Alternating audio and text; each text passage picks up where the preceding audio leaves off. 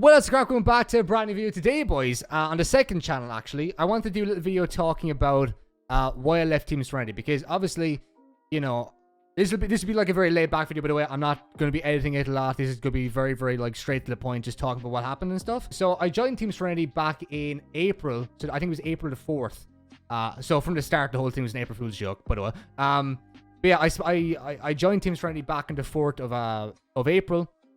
The whole month was spent getting the jersey and just doing like an announcement video and stuff. When you're about to join an org, there's a lot of hype there, but there's a lot of stress as well. I did feel a lot of stress going into it. Like just with everything, I just feel stressed, and I don't really want to be involved with anything to do with orgs really anymore. But we'll see. I'm after joining another team, so you'll see that in the 2nd September. But in general, org stuff is definitely very mentally tolling on me, because I like to give everything my all. And I find it very difficult to give people my time if I don't have it, and I hate giving like empty promises and stuff. So yeah, a lot of stress comes with being an org. If you guys have been in a team before, I presume a lot of you guys would be coming from Twitter anyway, so probably. At the time when I was doing content, I was just doing the podcast pretty much. I wouldn't say I lost hope in doing YouTuber content, but I definitely wasn't the place where I am now, where I want to do it now and I want to do my job, and I can see like a path and progression.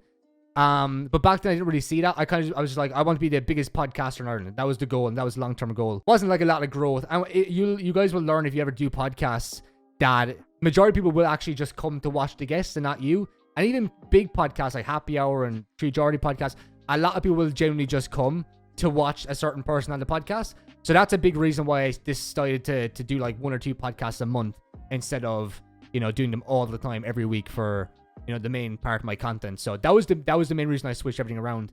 I'm going to talk about that on Friday's main channel video, by the way, the 7K subs one. So, but yeah, I wasn't in a great place with content. I joined Team Serenity because I wanted to, well, obviously it's a fucking massive, in my head at the time, it was a massive team.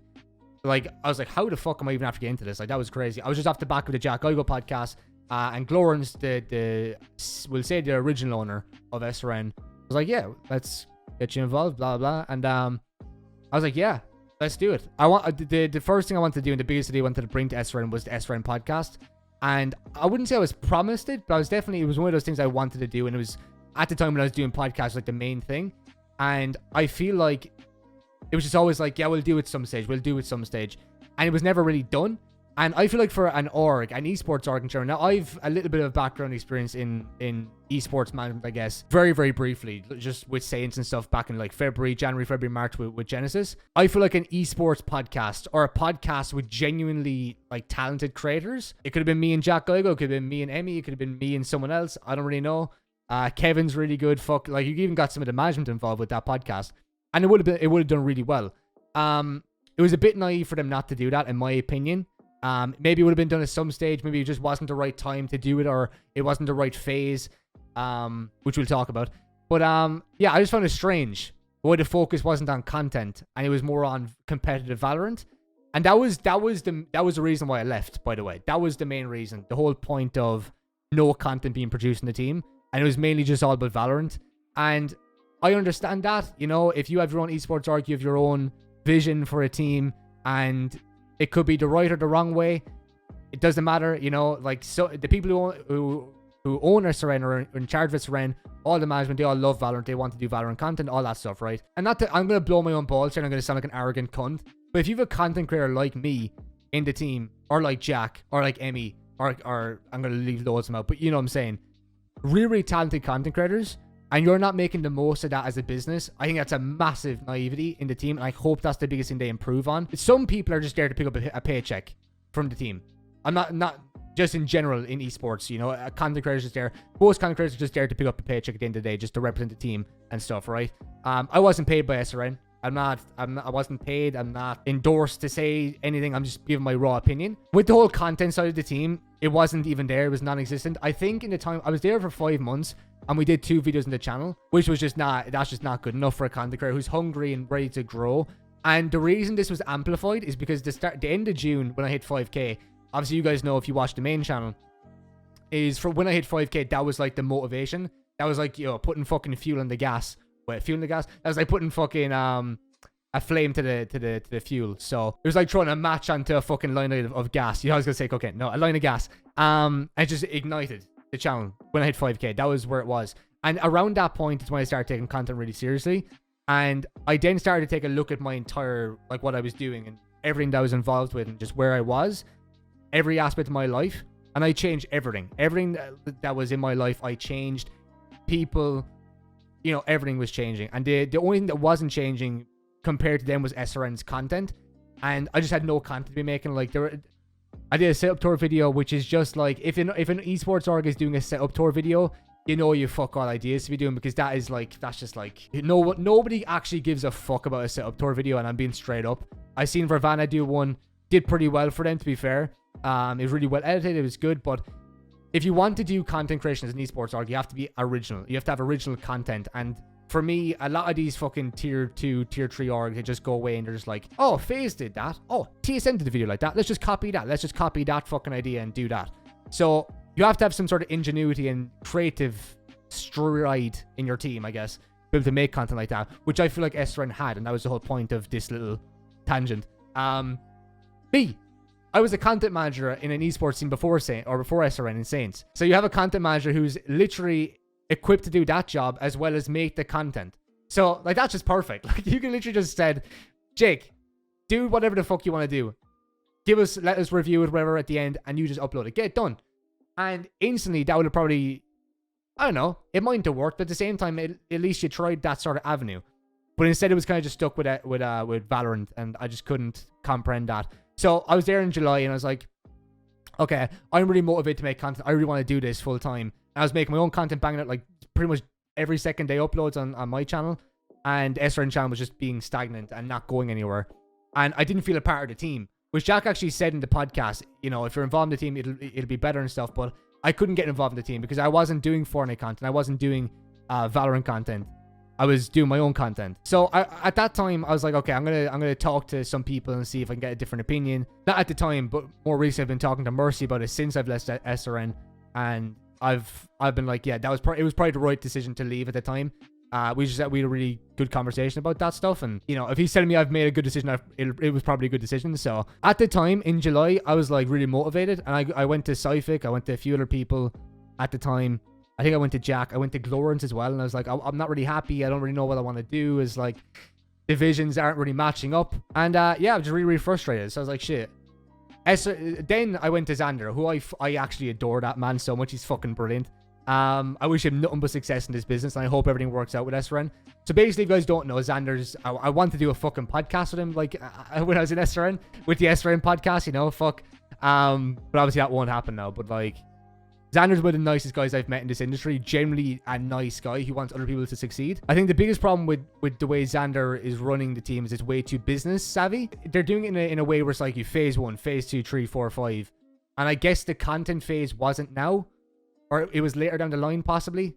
And I was just in this space where I'm kind of like in the team, but I'm not doing anything. So I was like, shit, this is not fun for me. In the end of July, I was like, okay, can SRN pay for some of the thumbnails? And they did. They paid for 2 out of 3 per week for Charity, my thumbnail guy, Kings. Hi Charity. At that stage, I was like, shit, I don't really want to be here. So I was like, I went to Xander. Xander was like, okay, we just think called SRN Days coming up. And I was like, okay, content. But the content they were making for that was just basically just like 30-second little clips and then put into like a stream, which was fine. Yeah, that's content at the end of the day. It's something new. It wasn't the content I wanted to be making. And I was kind of, I wouldn't say I was promised that the content was going to get better, but there was definitely like a general consensus that the content is going to get really good. Like, there was a consensus there in the team, for me personally, in my head, that the content was going to go to a new level, and we're just going to like do a lot of content. It was going to really kind of change. But nothing really changed. And I was just there at the start of August, and I was like, just after hitting 6K, I think, end of July, 6K, around that, I was like, okay, I'm just not, I can see myself progressing really, really fastly right now, and I don't really want to be in a team that's stagnant. And that's the only word I can kind of say for SRN at the moment. It's stagnant because of where it is. In the next couple of years, that should pick up, and there's probably a lot of stuff that I don't even know about the team that's going to change and happen in the next year or two. So I'm not saying it's a dead org, or it's, you know, oh, Jay's calling it SRN dead org. I'm just saying at the moment it's pretty stagnant. I would hope that the management would agree, because that's just kind of where they are at the moment. But the main reason I left was I just didn't feel like I was contributing to the team enough. And that was the main reason. I hate being useless. It's the most annoying thing. SRN days was a success in their eyes. I wasn't really involved. Because again, it was like gaming content and stuff. And yeah, I just didn't really fit in. So I was going to stay up with the rest of my contract, which was October.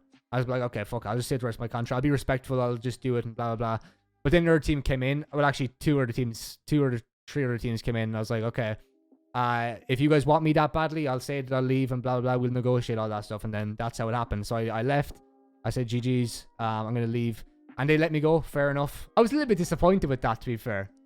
I was, because like when you say like, okay, I'm going to leave this org or I'm going to leave now. And there's no like, I almost felt like they didn't really care if I left. Which again, was not a nice feeling towards the end. It was just a little bit bittersweet because I wanted SRN to work. I remember when I thought of the idea of joining SRN, I remember thinking of Tayson, Paddy, Knifer, like all these fucking boys back in the day. And then I realized how it fell apart in the podcast to do with Glorans and all that stuff to do with COVID. And it just wasn't the same team anymore. It wasn't the same team. It felt, for me, at the start, it felt like a family. And then towards, it felt like a business. And it felt like the business wasn't going the direction that I wanted the business to go in. Because obviously I'm a content creator. I'm not a part of the business decision and stuff, you know? I wasn't part of management and stuff, so that's none of my business. You can kind of tell how I feel just by the way I'm presenting myself and talking. But yeah, so I decided to leave, and I have another team that'll be joining on the 2nd of September. So I'll still be wearing my SRN jersey, by the way. Fuck that shit. That took 2 months to get to me. That SRN jersey is my fucking shit, by the way. I'm gonna still wear that all the time. I think my overlays and stuff changed on the stream and stuff, but yeah, all in good time. But yeah, that's pretty much the story of how I left SRN and why I left SRN and where they are and where I am. And I think the underlying thing that I didn't say there, but it's kind of what I was interpreting, is I feel like my career path is way beyond where they can go in the next year. And that was what the decision was based on. Is in a year's time, do I see myself outgrowing the team? And do I just want to be in a team, just be in a team? And if I'm not happy, I'm not happy. So, I mean that in the nicest way possible, by the way, like outgrowing the team. I just feel like in the trajectory I'm on, not that I can aim higher. I didn't really want to be involved in esports org anyway. But then the team obviously came in. I'm going to join them, and it was a good offer and stuff. So, but apart from that, I was going to leave SRN at the end of October and just take a complete, like just never go near esports orgs again, and just kind of like leave the scene kind of a little bit. And that was my plan, but obviously the team came in, I want to join them. So big thank you to fucking Whiskey, my fucking G. What a guy. He's the person who got me into the team and stuff and kind of started the contract and all that shit. And yeah, really nice guy. Obviously Jack Geigo, Emmy, some of the management, Erica, Mix, Andrea as well. I knew a few of them. I unfollowed a lot of them because I was like, I don't really know you guys personally, so don't take offense. I unfollowed a load of people on Twitter, by the way, last night, and I just literally didn't know you. I didn't know who you were, so I was like, shit, I don't really know you guys. I unfollowed a guy called Lantern and Pinasi. Sorry, my bad. I just don't know who you guys are. So, and that's not me being, that's not an ego thing, by the way. I genuinely just never talked to you before, and I was like, fuck it, there's no point us following each other when we're probably never going to interact with each other on the platform. So, didn't leave on bad terms. A lot of people seem to think that for some reason. I don't know why. Left on really good terms. I love all the boys inside there. Bitflock's a little fucking Swedish guy. He's a bit weird at the end, to be fair. Called me a snake and stuff. But yeah, you play Fortnite for a living. So that's it for today's video. Hope you guys enjoyed. Want to do, like, you guys will realize if you guys watch my content, the most transparent fucker on the platform. I don't give a fuck. I'll say whatever the fuck I want to say. If I need to get something off my chest, I think it's vital for me to say it. So that's the whole story of me and SRN. That's a chapter done. I said when I joined, it was the next chapter. That chapter is closed. I'm moving on. Maybe someday we'll meet again. I don't fucking know. We'll see. I have a lot of really good connections with the team. Obviously, I've just listed them there. So maybe someday, but probably not. So that's that chapter done. On to a new chapter. September 2nd, we're announcing it.